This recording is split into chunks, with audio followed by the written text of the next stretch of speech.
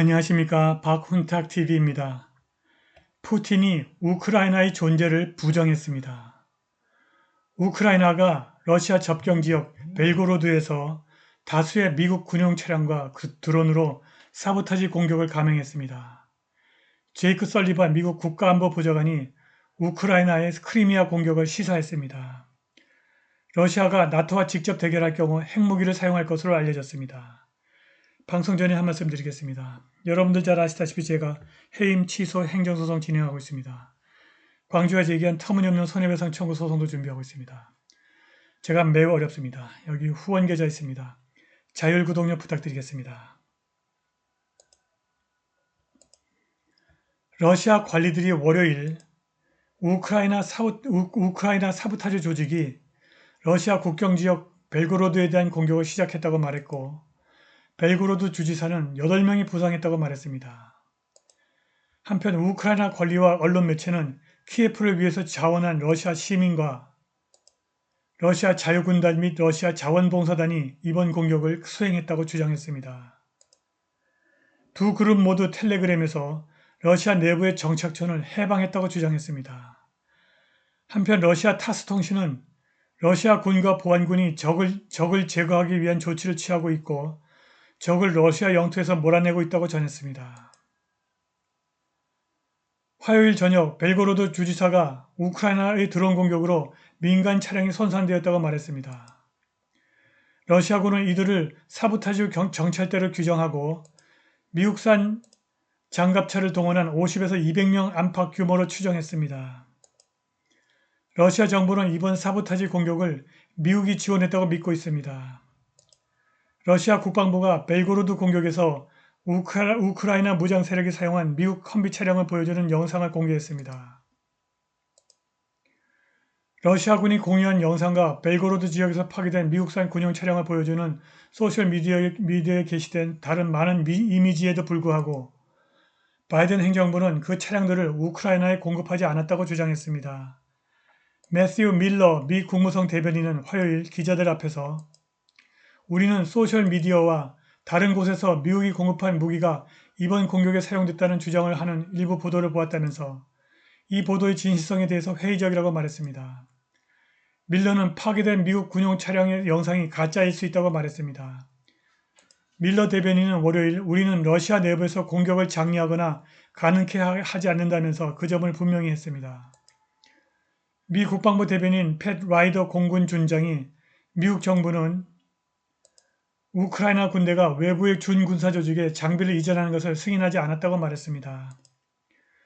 그는 미국의 안보 지원이 주권을 수호하기 위해서 우크라이나 내에서만 사용되어야 한다면서 이를 위해 우크라이나와 정기적으로 소통한다고 덧붙였습니다. 밀러와 마찬가지로 라이더는 미국산 장갑차 영상에 의문을 제기했습니다. 우리가 조사할 것입니다. 그 이미지의 진실성 측면에서 그것이 사실인지 아닌지 모르겠다고 라이더가 말했습니다. 한편 러시아가 크리미아에 대한 우크라이나의 공격 가능성에 대해서 강력한 경고를 냈습니다. 우리는 이 영토 크리미아에 대한 공격을 러시아 연방의 다른 지역에 대한 공격으로 간주한다. 미국이 러시아의 대응을 완전히 인식하는 것이 중요하다라고 주 워싱턴 러시아 대사 아나톨리 안토노브가 일요일 경고했습니다. 이것은 제이크 설리반 미국 국가안보보좌관이 CNN에 보낸 주말 성명에 대한 응답입니다. 그는 지난 주말 일본에서 열린 G7 정상회담에서 우리는 우크라이나의 자국 영토 공격에 제한을 두지 않는다. 우리는 크리미아가 우크라이나라고 믿는다라고 말했습니다.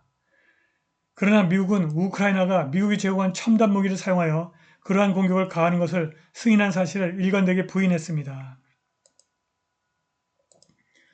안토노브는 텔레그램에서 미국과 다른 서방 무기를 사용한 크리미아 공격에 대한 무조건적인 승인과 우크라이나에 제트기를 공급하려는 서방 동맹국들의 움직임은 미국이 평화에 관심이 없음을 분명히 보여준다고 말했습니다. 게오르기 무라도프 크리미아 부총리는 설리반이 우크라이나가 미국산 비행기를 사용하여 크리미아 반도를 공격하도록 허용함으로써 백악관이 핵전쟁을 일으키기로 합의했다고 말했습니다. 러시아의 전력은 정말 가공할 수준입니다.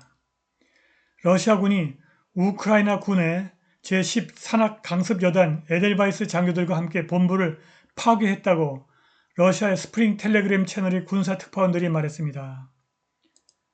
이 채널에 따르면 에델바이스 제8대대장 골로바티우크 대령이 사망했습니다. 에델바이스 여단은 이전에 바흐무트 지역에서 러시아 군대를 공격했습니다. 2월 15일 젤렌스키가 우크라이나군 제10 산악 돌격 여단을 에델바이스로 명명했는데 이 이름은 나치 독일군의 제1 산악 보병사단에 사용되었습니다. 대통령 명령서에 우크라이나의 영토 보전과 독립에 할당된 임무의 모범적인 수행을 기념하여 이 이름이 부여되었다고 명시되어 있습니다. 그런 부대를 러시아가 완전히 박살을 내버린 겁니다. 조코 DPR 그룹의 해커가 우크라이나 국군 총사령관 발레리 잘루즈니가 5월 초 그의 본부에 대한 러시아의 미사일 공격으로 심각한 부상을 입었다고 발표했습니다. 조코 DPR 채널의 게시물에서 해커는 우크라이나 총사령관이 드니프로페트로브스크 지역의 파블로그라드 근처에 있는 우크라이나 국군 본부에 대한 미사일 공격에서 심각한 부상을 입었다고 말했습니다. 그에 따르면 잘루즈니가 군대를 지휘할 수 없을 정도로 심각한 몇 가지 수술을 받았습니다. 잘루즈니가 군 사령관직에서 해임될 수 있다고 해커가 말했는데 러시아 군이 우크라이나의 군사시설을 겨냥한 일련의 공습을 실시한 이후 잘루즈니가 대중 앞에 나타나지 않고 있습니다. 러시아 군사특파원 안드레이 루덴코는 잘루즈니가 위독한 상태에 있다고 말했습니다. 그런데 일각에서는 그의 사망 가능성을 언급하고 있습니다.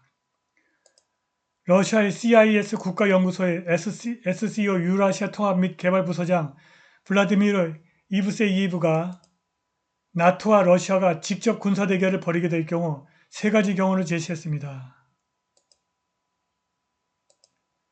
첫째, 나토가 우크라이나에 군대를 배치하면 러시아가 핵무기 사용에 의지하게 될 가능성이 있습니다. 둘째, 만일 나토 회원국 폴란드와 리투아니아가 우크라이나 분쟁에 개입하게 되면 모스크바가 적에게 핵무기를 사용할 수 있습니다. 셋째, 폴란드가 우크라이나에 군대를 파견하면 군사적 갈등이 확대되고 갈등의 현장이 우크라이나 서부로 이동하여 러시아와 나토 간 직접적인 충돌로 이어질 것입니다. 푸틴이 우크라이나의 존재를 부정한 것으로 알려졌습니다. 푸틴이 발레리 조르킨 러시아 헌법재판소 소장과 회담에서 우크라이나 소비에트 사회주의 공화국 우크라이나 SSR이 창설되기 전에는 인류 역사에 우크라이나가 없었다고 말했다고 타스가 보도했습니다. 푸틴이 소비에트 우크라이나를 세운 것은 소련 당국이었다. 이것은 잘 알려진 사실이다. 그 전에는 인류 역사상 우크라이나가 없었다고 말했습니다. 푸틴의 궁극적인 목표가 드러난 것입니다. 오늘 방송은 여기까지입니다. 감사합니다.